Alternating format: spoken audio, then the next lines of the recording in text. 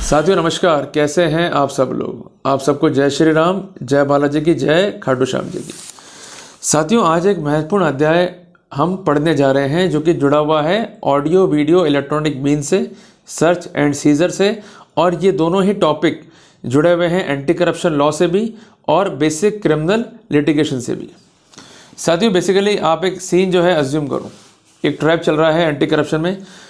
Authority वाले जो है भाग कर आते हैं, आपको जो है रंगे हाथों पकड़ लेते हैं, आपसे जो है रिकवरीज कर लेते हैं और मौका कार्रवाई के समय कुछ गवाह जो है रखे जाते हैं। सरकार को ऐसा महसूस हुआ कि ये लोग जो है बेईमानी कर सकते हैं। सरकार ने क्या नियम बना दिया कि जब भी इस तरह की कार्रवाई करोगे तो आप ऑडियो वीडियो इलेक्ट्रॉनिक मीन्स को यूज़ करोगे। अब वापस से बेईमानी क्या हो रही है कि ये लोग कुछ अंशों की ही रिकॉर्डिंग पेश करते हैं या अपने हिसाब से ही फोटोग्राफी कर लेते हैं, अपने हिसाब से कर लेते हैं वीडियोग्राफी। तो इसका प्रॉपर कॉन्टेक्स्ट क्या है, किस तरह ये प्रोविजंस जो है अमल में लाया जाएगा, किस तरह से आरोपी के अधिकारों की रक्षा होगी, इसको समझना बहुत ज़रूरी है। अगर हम नहीं समझेंगे तो राइट्स हमारे अफेक्ट होते रहेंगे और ये लोग गलत प्रोसीडिंग्स करके हमें झूठे मामलों में जो है फंसाते रहेंगे। क्या आप चाहते हैं कि झूठे मामलों में आपका कन्विक्शन हो? आप चाहते हैं कि झूठे मामले में जो है आपका प्रोसिक्यूशन हो और वो मामला जो है साल दर साल जो है कोर्ट में चलता रहे और अल्टीमेटली हम जो है हैरेस होते रहें?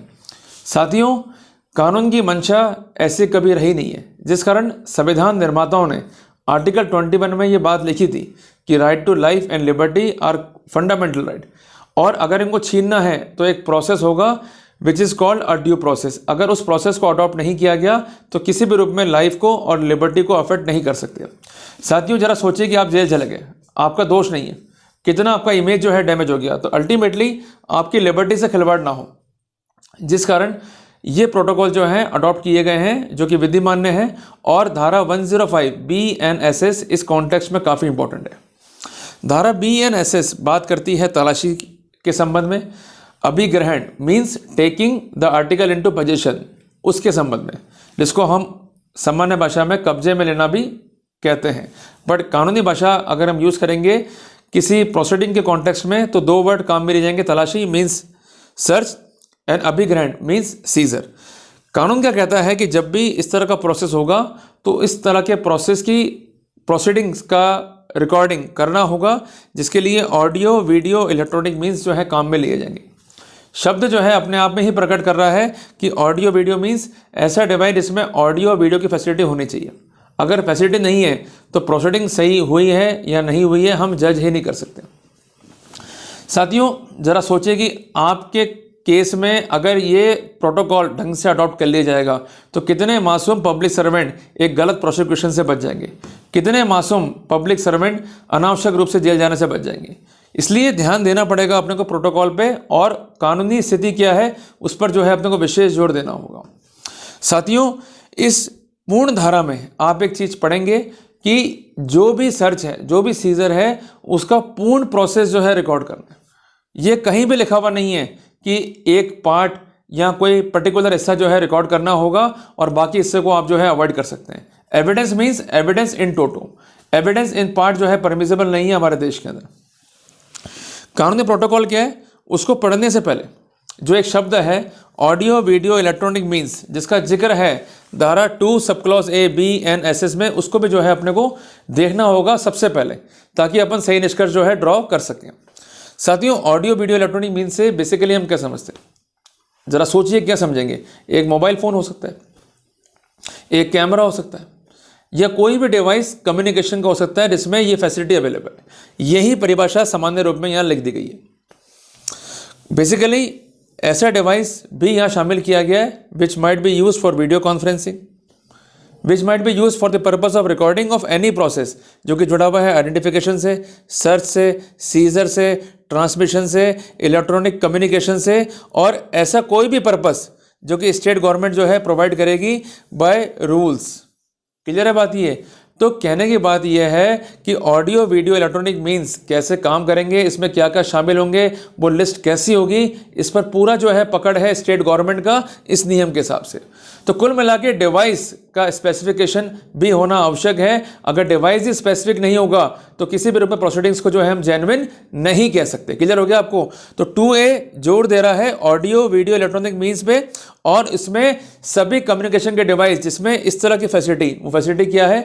Facility of video conferencing, recording of process जो कि जुड़ा हुआ है आइडेंटिफिकेशन से, सर्च से, सीजर से, ट्रांसमिशन से, वो सभी चीज़ें जो है शामिल की गई हैं। उसके अलावा उन सभी इंस्ट्रूमेंट को शामिल किया गया है जो कि स्टेट गवर्नमेंट बाय रूल्स जो है वो स्पेसिफिक करेंगी। तो साथियों, कुल मिला के जो भी डिवाइसेस कम्युनिकेशंस के हैं फर्दर भी, तो अगर इस कॉन्टेक्स्ट में कोई रूल आते हैं स्टेट गवर्नमेंट के, तो उसमें उन डिवाइसेस को लिस्ट में जो है शामिल करने की स्थिति रहेगी। ये छूट दे दी है स्टेट गवर्नमेंट को कंसर्न पार्लियामेंट ने।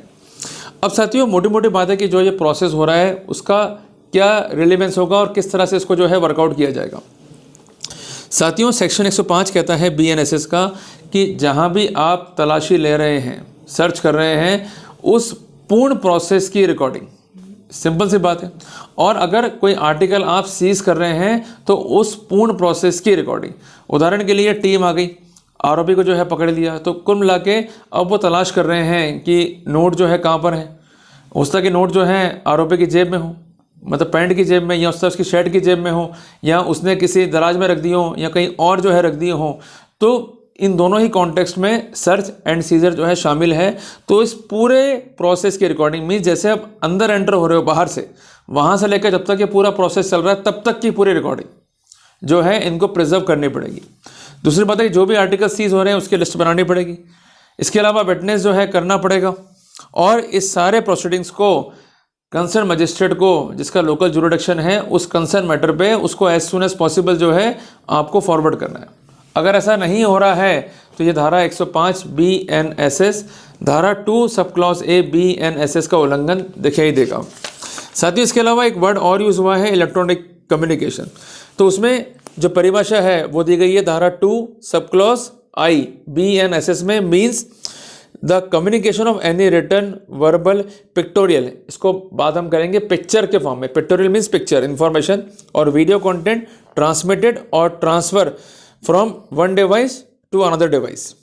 क्लियर हो गया आपको? और इसके अलावा वायरलेस टेली कम्युनिकेशन डिवाइस भी शामिल है, इसमें कंप्यूटर भी शामिल है, ऑडियो वीडियो प्लेयर भी शामिल है, कैमरा भी शामिल है, और ऐसा कोई भी डिवाइस जो कि यूज़ होता है for the purpose of electronic communication as specified by central government. Clear हो गया आपको? तो कुल मिला के जब भी हम काम करेंगे 105 BNSS के ऊपर, धारा 2A BNSS पे, धारा 2I BNSS पे, तो समग्र रूप से हमें ये ध्यान रखना होगा कि जो भी डिवाइस यूज़ किए जा रहे हैं वो डिवाइस है कौन से। दूसरी इंपॉर्टेंट बात है कि प्राइमरी एविडेंस जो है बहुत ज़रूरी होती है इस तरह के मामलों में।